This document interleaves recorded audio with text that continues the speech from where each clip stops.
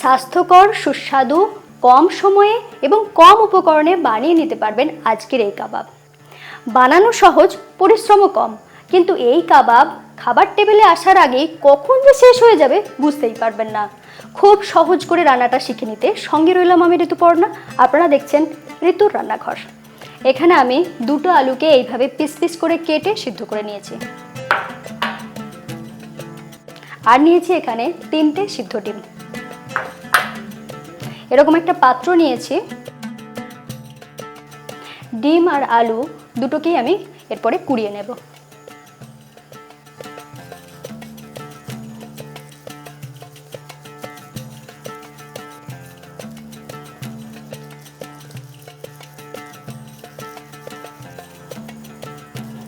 এটাকে হাতে চটকেও মেখে নিতে পারেন, তবে আমি গ্রেট করে নিচ্ছি যাতে এর মধ্যে কোনো শক্ত গাঁট না থাকে। সবকটা আলুকে গ্রেট করে নিলাম। এরপরে একইভাবে ডিমটাকেও গ্রেট করে নেব।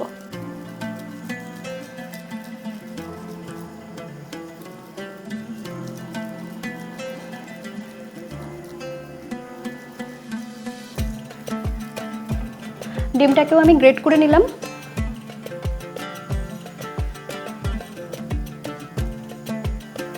এরপর এখানে মিশিয়ে দেব কিছু মশলা। এখানে দিয়ে দিচ্ছি একটা মিডিয়াম সাইজের পেঁয়াজ কুচি। পেঁয়াজটাকে একদম ছোট ছোট করে কুচি করে নিয়েছি। 7-8টার মতন রসুনের কোয়াকে এখানে ছোট ছোট করে কুচি করে নিয়েছি। আপনারা চাইলে রসুন বাটাটাও ব্যবহার করতে পারেন। ঝালের জন্য দিয়ে দিচ্ছি কাঁচা লঙ্কা কুচি। এখানে আমি 2টো কাঁচা লঙ্কাকে কুচি করে দিয়ে দিচ্ছি। 1 চা চামচ আদা বাটা দিচ্ছি, 1 চা চামচ ধনে গুঁড়ো, 1 চা চামচ জিরে গুঁড়ো দিচ্ছি, সামান্য একটু গোলমরিচ গুঁড়ো দিচ্ছি, 1/2 চা চামচ গরম মশলা গুঁড়ো। আর এই জিনিসটা দিতে একদমই ভুল করবেন না, সেটা হলো নুন। দিয়ে দিচ্ছি স্বাদ মতো। কাবাবে একটু ধনেপাতা দিলে বেশ ভালোই লাগে। এটাকে একটু কুচিয়ে নেব।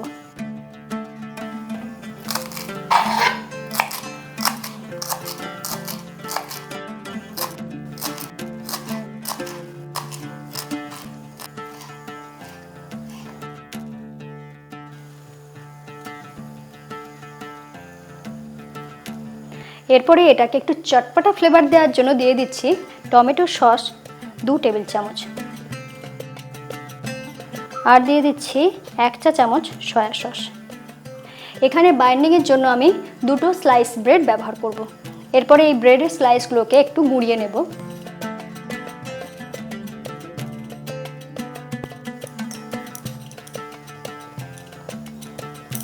এটাকে একবার দুবার মিক্সিটাকে হালকা ঘুরিয়ে নিলেই কিন্তু সুন্দরভাবে গুঁড়ো হয়ে যাবে। একবার ব্রেডটা দেখিয়ে দিচ্ছি, দেখুন এইভাবে গুঁড়ো করে নিয়েছি।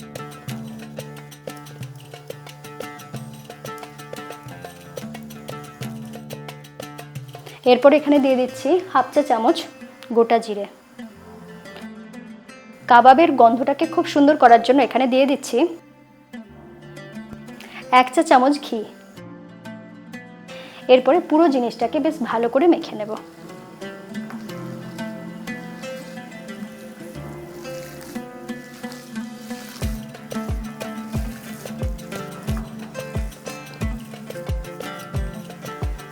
পুরো জিনিসটাকে বেশ ভালো করে মেখে নিয়েছি।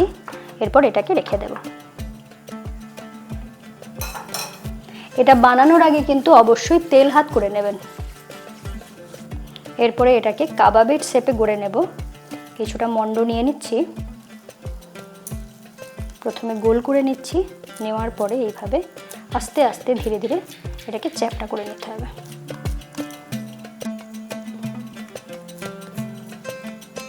একটা তৈরি হয়ে গেল। এইভাবে বাকিগুলো সবকটাই বানিয়ে নেব।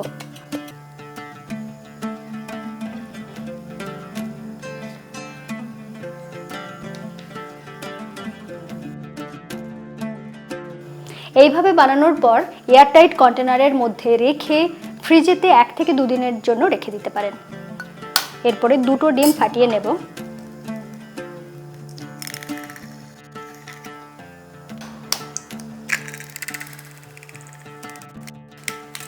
দিয়ে দিচ্ছি স্বাদ মতো নুন, আর দিয়ে দেব সামান্য একটু গোলমরিচ গুঁড়ো। এরপরে এটাকে ভালো করে ফেটিয়ে নিচ্ছি। এই যে কাবাবটা বানাচ্ছি এটা কিন্তু বাচ্চাদেরকে টিফিনেও দিতে পারেন কিংবা বিকালের স্ন্যাক্সেও খেতে পারেন, খুব ভালো লাগবে। সব কিছু রেডি, ফাইনালি কাবাবটা ভেজে নেব।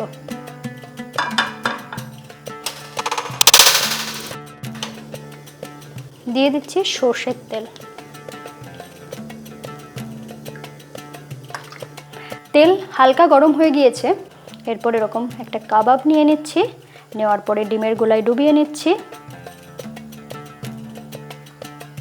আমি ডিমের গোলায় ডোবানোর পরে ডাইরেক্ট ফ্রাই করছি, আপনারা কিন্তু ব্রেড ক্রামে কোটও করে নিতে পারেন।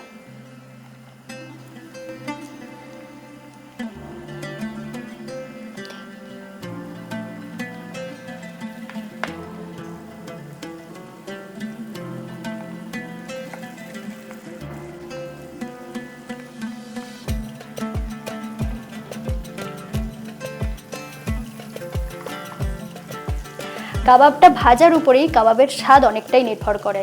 যেমনভাবে আমি দেখাচ্ছি এটাকে ধীরে ধীরে এইভাবেই ফ্রাই করবেন, না হলে খুব তাড়াতাড়ি ওপরটা লাল হয়ে যাবে আর ভিতর থেকে কুক হবে না। ধীরে ধীরে এটাকে ভাজবো, শুধু ওপর থেকে দিয়ে দিচ্ছি একটু করে তেল, যাতে ওপর দিকটাও সিল হয়ে যায়।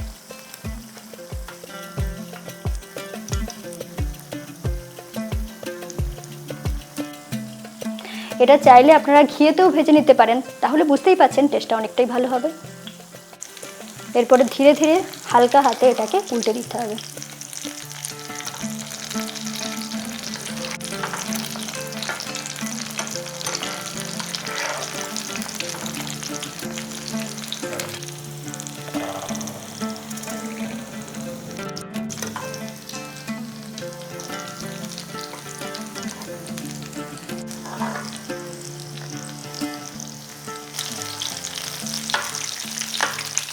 এটা তৈরি হয়ে গিয়েছে, একদম শেষের দিকে আমি গ্যাসটাকে বাড়িয়ে দিচ্ছি যাতে এক্সট্রা তেলটা বাইরে বেরিয়ে আসে।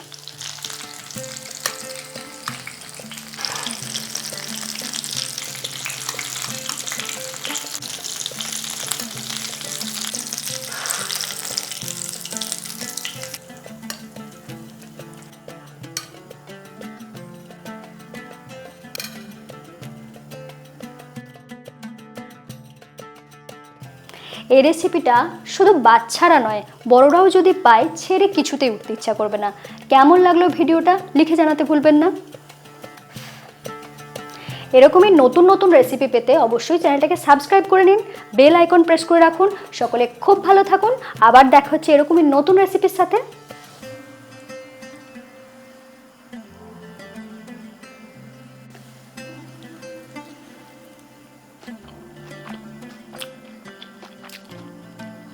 এটা খাওয়ার পরে শুধু একটা কথাই বলতে ইচ্ছা করবে, অপূর্ব।